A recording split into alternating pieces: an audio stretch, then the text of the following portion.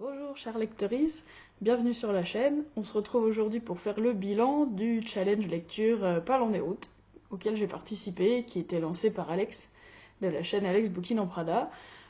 Si vous ne l'avez pas vu, je vous renvoie vers ma première vidéo où je lançais le challenge et où j'avais fait la liste voilà, des catégories et des bouquins, mangas principalement, et quelques romans que j'avais prévu de lire par catégorie. Et puis bah là voilà, le challenge finit aujourd'hui, donc on va faire le bilan de ce que j'ai lu, de ce que j'ai aimé, de ce que j'ai moins aimé, et de ce que j'ai pas lu, parce que finalement, c'était les vacances et en fait j'ai lu beaucoup moins que ce que je pensais.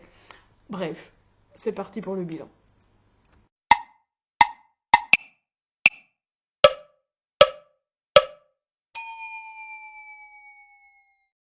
Première catégorie qui s'appelle l'été, je suis flemmartiste, j'avais prévu de relire le bouquin qui est le plus court de ma palle,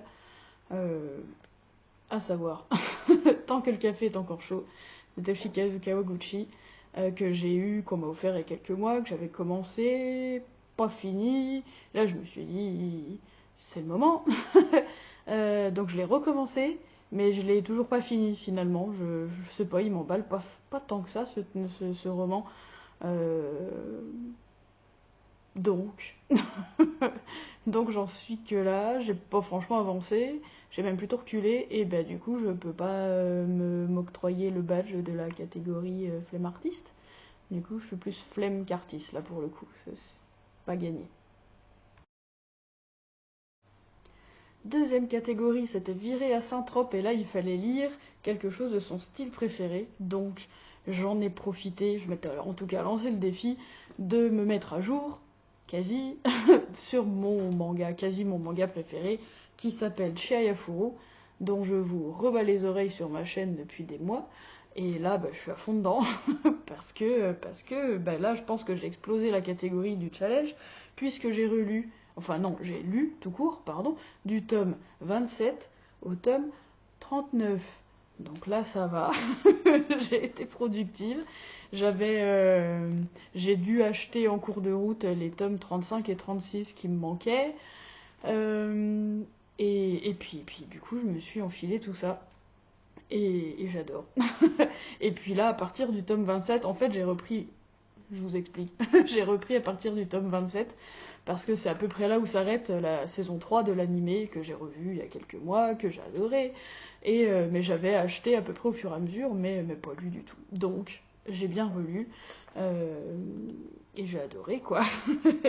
J'ai adoré, c'est passionnant, y a pas à dire, hein, c'est vraiment mon manga préféré. Et je suis sur le point d'être à jour parce que j'attends un colis aujourd'hui, et puis qui va m'apporter les tomes 40 à 43. Voilà, le 43 est sorti il y a très peu de temps, et je vais pouvoir lire tout ça ce week-end du coup, donc je suis trop contente. Pour ceux qui connaissent pas de Chihayafuru, donc c'est un manga qui parle de Karuta, et le Karuta c'est à la fois c'est un sport culturel typiquement japonais à base de cartes qu'il faut attraper le plus vite possible, donc ça c'est le côté sportif, mais sur les cartes il y a des poèmes qui sont tirés d'un recueil de poèmes qui est hyper connu et hyper traditionnel au Japon, donc ça c'est pour la partie culturelle, et on suit principalement Chihaya, qui est lycéenne, et qui est sur le point de peut-être, en tout cas qui vise le titre de Queen du Karuta, donc la meilleure joueuse de Karuta féminine du Japon. Et on suit ses aventures avec son club au lycée, et puis les concours et tout ça, bref, c'est trop bien. Moi j'adore ce genre de manga, avec des gens passionnés, un domaine auquel je connais rien, mais si on me disait tiens je monte un club de Karuta, tu viens jouer avec nous, je dirais oui, grave, j'arrive, ça a l'air trop bien. Donc voilà, mon manga préféré. Et là j'en ai pris une bonne dose, j'ai bien avancé, et il me reste encore 4 tomes à lire, donc je suis très contente. Je mérite largement le badge, je pense que là c'est bon, j'ai bien bossé. C'est à partir de là où ça va moins bien, parce que catégorie 3, vers Arrakis, j'ai pas lu ce que j'avais prévu. La catégorie... Ah si, pardon, j'ai failli dire une bêtise. Si, la catégorie 4, Princesse Mononoke, là oui. Bon, par contre, c'est pas glorieux non plus. Attendez, j'ai perdu mon... J'ai perdu mon tome. Pardon, j'avais pas bien écrit. Dans la catégorie Princesse Mononoke, j'ai relu le tome 1 de La courtisane d'Edo. C'est un peu ce que j'avais prévu. Je l'ai relu, mais bon, c'est un peu ce qui me semblait. J'avais pas accroché de ouf à cette série. J'ai jusqu'au quatrième, mais là, le premier tome, déjà, ouais, je l'ai même pas fini en vrai. Je pense que je vais revendre cette série, ce qui est très dommage parce qu'en fait, les dessins sont jolis, l'univers est intéressant, donc je comprends. Ouais, je suis un peu déçue de moi-même de pas accrocher plus que ça, mais bon, je veux pas me forcer non plus. Donc, bon, bah là, je peux gagner le badge parce que c'est quelque chose qui rentre dans la catégorie, mais c'est juste pour me dire, bah en fait, je pense que ces 4 tomes-là vont virer de chez moi, mais faire du tri dans sa bibliothèque, c'est important aussi. Ensuite, catégorie 5, Team Maillot, là j'ai pas lu. Catégorie 6, Coup de soleil, j'ai lu ce que j'avais prévu. L'adaptation en manga de Kamasutra. J'ai pas du tout aimé. je, me, je me suis fait chier. J'ai trouvé les dessins pas très beaux et puis l'histoire pas très intéressante quoi. Donc voilà, c'est pareil, je pense que je vais pas m'encombrer de ce tome-là outre mesure. J'ai gagné le badge quand même, mais c'est tout.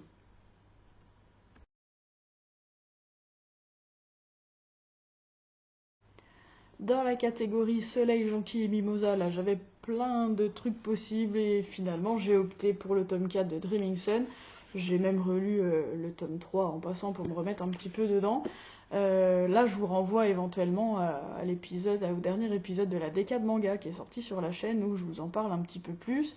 Je suis pas hyper emballée par la série, à part les couvertures que je trouve trop belles, mais mis à part ça, ouais, ça va. J'adore les personnages, mais pas l'héroïne que je trouve un petit peu pénible. Donc du coup, je suis pas hyper emballée et le tome 5 sort bientôt, mais je suis pas sûre de l'acheter. Voilà où j'en suis. Mais j'ai quand même gagné le badge, du coup. Pour la catégorie 8, un peu de poison. Là, c'est bon, j'ai le badge aussi. Ouais. J'ai fini et relu le 6e tome des aventures de Cormoran Strike. Ce sont des polars signés par J.K. Rowling, en fait, sous un faux nom, sous le nom de Robert Galbraith. Et, euh, et en fait, j'ai tout relu cet été parce que le tome 7 sort fin septembre. Je l'ai déjà précommandé sur ma liseuse. C'est pour ça que je peux pas vous montrer le 6 qu'il est sur ma liseuse. Donc c'est pas hyper intéressant de vous montrer ma liseuse. Mais voilà, le 7 sort très bientôt. Et, euh, et j'ai très hâte. Et le 6 c'était chouette. Quoique un petit peu ardu à lire parce qu'en fait il y a une grosse part de l'enquête qui se passe sur Twitter et sur un chat, donc on a sans arrêt des conversations entre les modérateurs d'un jeu avec en plus sur la liseuse il y a eu une mise à jour à un moment du roman avec une mise en page un petit peu différente. Peut-être qu'en roman, enfin, sur le papier, c'est peut-être mieux agencé. Sur la tablette, c'est un tout petit peu difficile à lire. Donc il y a cette partie-là que j'ai trouvé un petit peu redondante, que j'ai un peu squeezé là, parce que c'est la troisième fois que j'ai le roman. Donc j'ai squeezé ces parties-là qui me gênaient un peu visuellement. Mais le roman est super, ça ne change rien. Les deux personnages principaux de Cormoran et de Robin sont parfaits, hyper attachants. Leur relation évolue. Bref, le tome 7 sort bientôt et c'est tout ce qui compte. Mais j'ai quand même gagné le badge pour cette catégorie-là, donc tout va bien. 9e catégorie, clore le débat ou apprendre quelque chose. Je me suis relancée un petit peu sérieusement dans mon apprentissage de la langue japonaise. Ça fait des années que je dis qu'il faut que je le fasse, je le fais plus ou moins régulièrement et je vous avais montré un bouquin qui s'appelle Susume et qui m'a l'air très bien, sauf que moi j'en suis vraiment au tout début, enfin en tout cas je reprends le tout début et l'apprentissage des hiragana, et le bouquin Susume en fait nous laisse nous débrouiller complètement, il y a juste, voilà le tableau, apprenez-les par cœur, débrouillez-vous, et en fait sur moi ça marche pas. Donc j'ai ressorti mon vieux bouquin que j'avais acheté ici il y a déjà des années, qui s'appelle 40 leçons pour parler japonais, Et là, l'apprentissage des kanas, il se fait progressivement via du vocabulaire en fait et pour l'instant je fais pas encore de phrases parce que j'ai pas de verbe, mais des groupes de mots, voilà, des énumérations, ce genre de trucs, des couleurs, des adjectifs. On manie déjà tout ça, même sans connaître tous les kanas, et puis sur moi ça marche beaucoup mieux comme ça. J'arrive beaucoup mieux à les apprendre parce que je les retiens via des mots et pour moi ça marche. Donc je bosse là-dessus. Je bosse là-dessus un peu tous les jours, consciencieusement, et j'avance, et c'est très satisfaisant. Mais je vais me relancer dans le bouquin Susume, c'est sûr, une fois que j'aurai un petit peu, une fois que j'aurai appris en fait les kanas, mais via ce biais-là. Donc du coup, ben, j'ai gagné le badge aussi, clore le débat.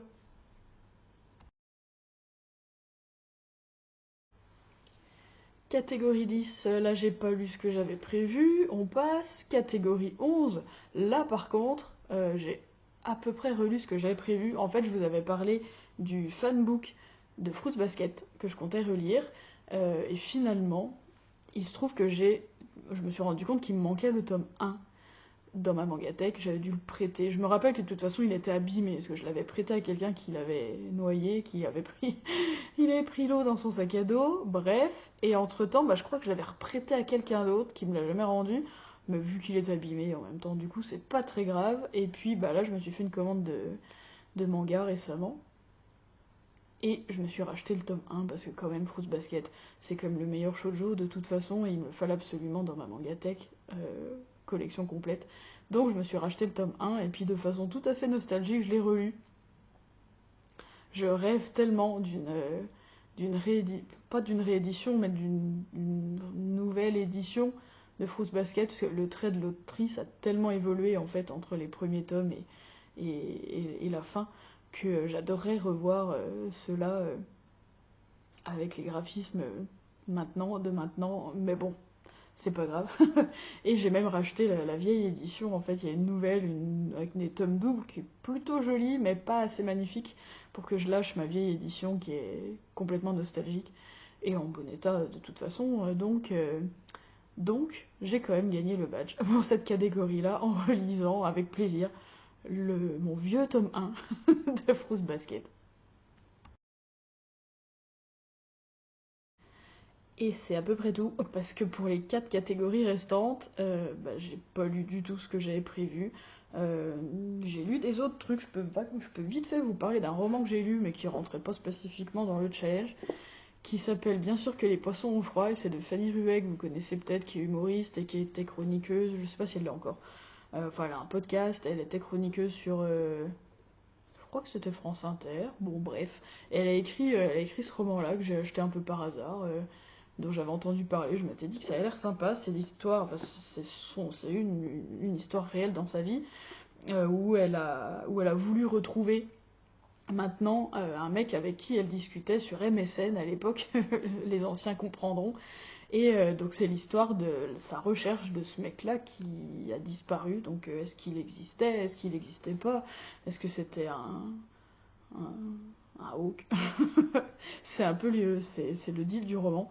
Et moi j'ai beaucoup aimé, ça se lit très bien, c'est très oral comme écriture, c'est très drôle aussi, et puis l'histoire est intéressante. Donc je suis très contente d'avoir lu ça, pour le coup je l'ai dévoré. Donc je vous le conseille si jamais vous avez envie d'une lecture un petit peu légère comme ça. Bon, il y a des sujets importants dedans, hein, mais voilà, c'est drôle, et moi en tout cas j'ai beaucoup aimé. Mais il rentre pas dans le challenge, donc j'ai pas de badge avec celui-là.